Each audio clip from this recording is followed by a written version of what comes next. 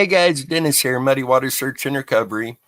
And first, I want to start with Sunday nights here on YouTube. We tried to do a live feed. Tonight, the Kansas City Chiefs game, it starts around 7:15, 7:20. I know a lot of people watch that, so we are going to postpone tonight's live feed. As soon as we have a new date and time, I will get that to you guys. This particular live feed, we were going to discuss the statistics when it comes to missing children here in the United States of America.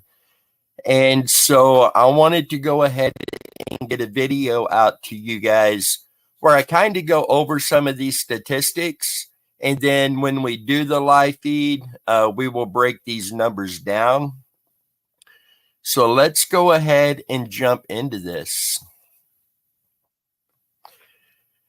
A child goes missing every 40 seconds in the United States. That is over 2,100 missing children per day. In excess of 800,000 children are reported missing each year. And the Office of Juvenile Justice and Delinquency Prevention are the ones who released this statistic. They also released that another 500,000 children go missing every year without ever being reported.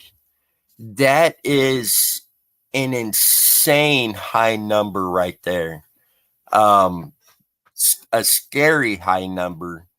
You take 500,000 that don't get reported, and in excess of 800,000 that are reported, you're looking at 1.3 million children a year in the United States going missing. That is, when I come across these numbers, wow, that is a crazy amount. One of the reasons or causes for children to go missing is family abduction. Family kidnappings make up half of all reported abductions in the United States.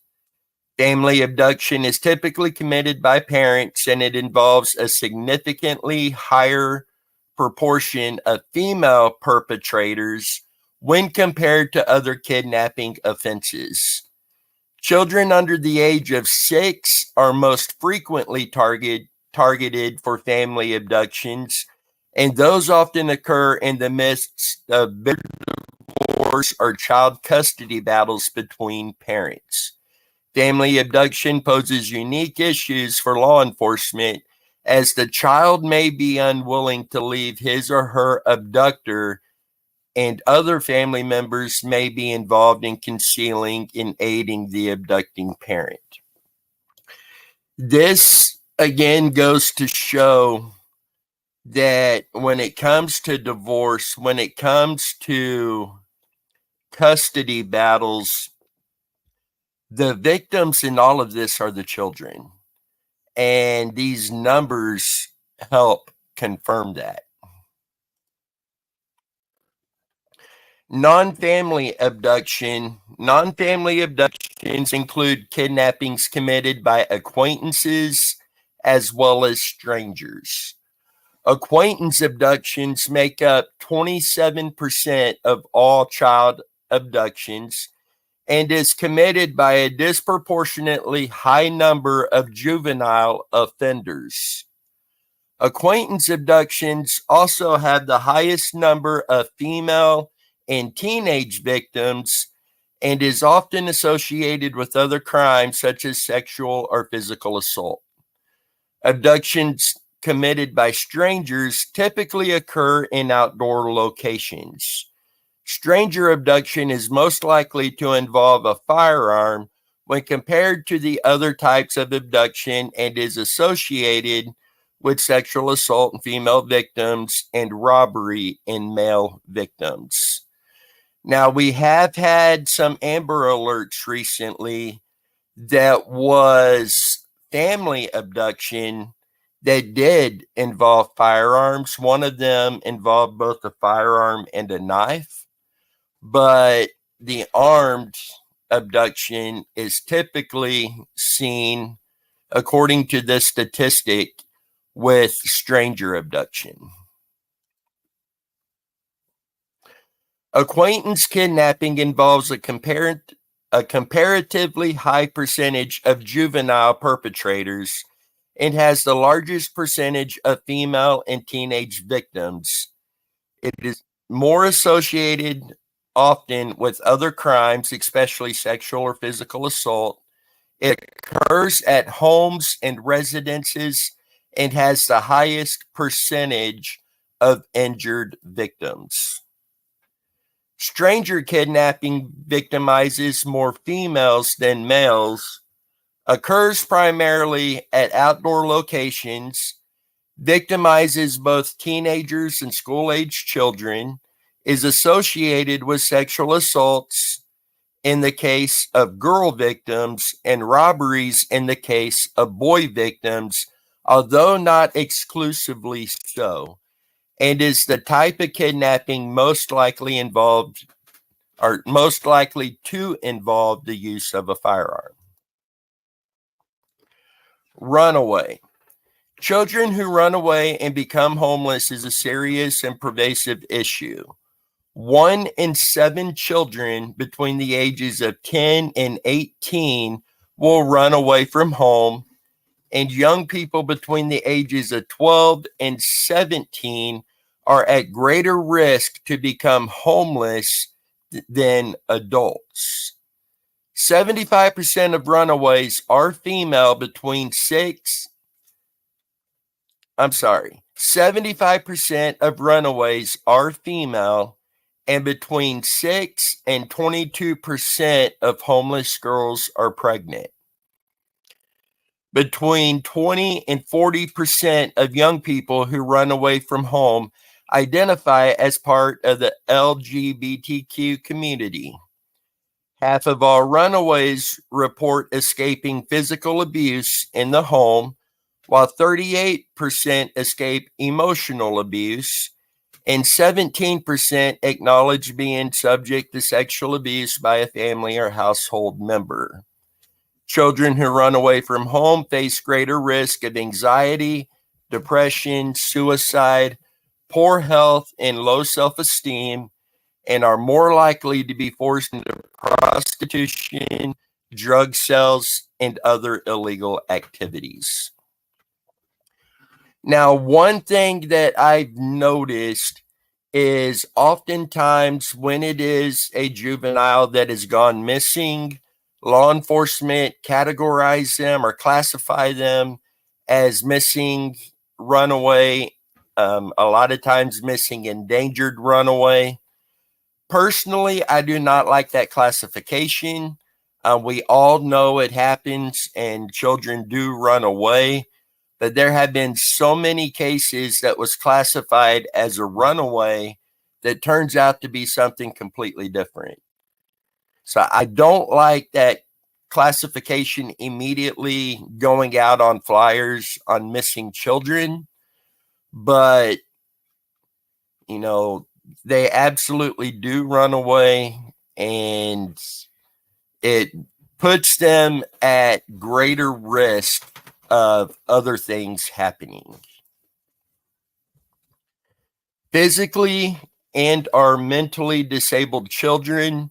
In many cases, a child who is missing or who has been abducted may have physical or mental disabilities, which can make it more difficult to find and return the child. When a child is developmentally disabled, he or she may have difficulty communicating with others about their needs, identity, or their home address. This can place the child in a greater degree of danger. These children are especially susceptible to being abducted, and it may be harder to return them to their parents when they are lost. Physical disabilities can also make it more difficult for missing children to be discovered and returned and provided necessary medical care and treatment. Law enforcement agencies receive special training in handling cases involving missing or abducted children who have mental or physical disabilities.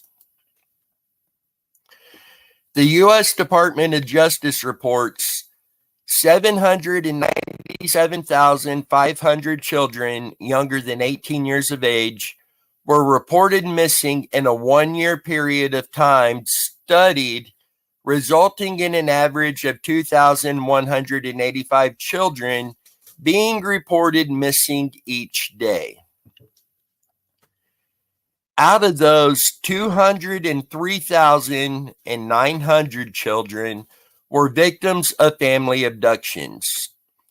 58,200 children were the victims of non-family abductions. 115 children were the victims of stereotypical kidnappings. These crimes involve someone the child does not know or someone of slight acquaintance who holds the child overnight, transport the child 50 miles or more, kills the child, demands a ransom, or intends to keep the child permanently. Some of the things you can do as a parent to be prepared should worst case scenario ever happen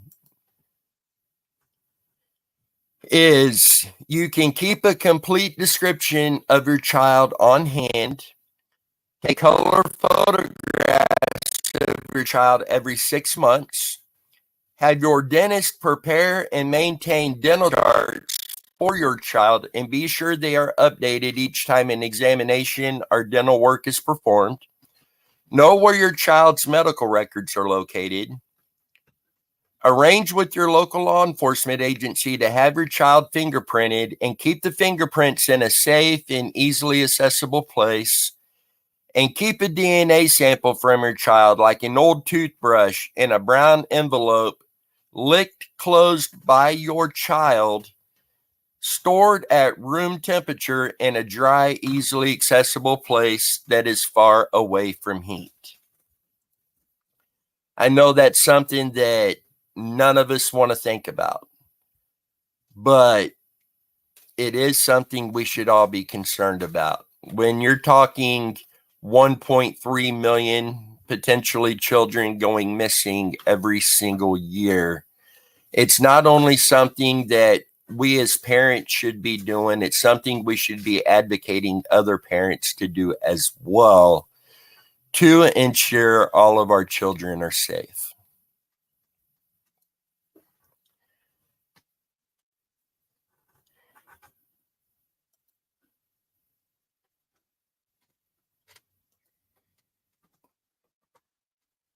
And God forbid anybody ever needs this. But what should I do if my child goes missing? Number one, you need to act immediately. Time is of the essence. Every second is important. Search your home, check with relatives, neighbors, and friends to try to locate your child. If you cannot find your child, immediately report your child missing to your local law enforcement officers. I am going to stop right here for a minute. I know many people say I cannot report my child missing for 24 hours. That does come up, but that is a myth. That is your child. Law enforcement are public servants, and I mean this respectfully, but they work for you. You tell them they are taking the report and they are helping find your child. Don't take no for an answer on that. Limit access to your home until law enforcement officers arrive and are able to collect any evidence that may be there. Give law enforcement officers all of the information they request about your child and make sure to give them any information that could help in the search. Request that your child's name and identifying information be immediately entered into the National Crime Information Center, the NCIC for short, missing persons file. You want your child's picture information out as soon as possible. The sooner it is out there, the sooner these kids can be found. And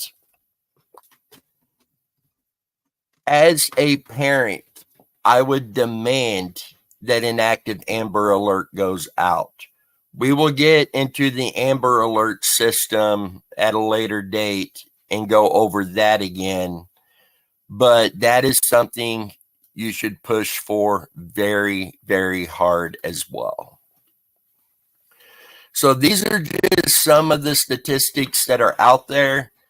When we reschedule the live feed and we start breaking this down, we will break down all of these numbers. We will also give an opportunity for anybody that would like to join us on the live feed and discuss these cases or discuss the whole statistics side of this. You would be welcome to join us on that live feed. So guys, that is a lot of missing children. Let's not only do everything we can to help bring these missing children home, let's do everything we can to stop the missing children's cases from ever happening to start with. With that, until next time, you guys stay safe. Let's do everything we can to bring these kids home.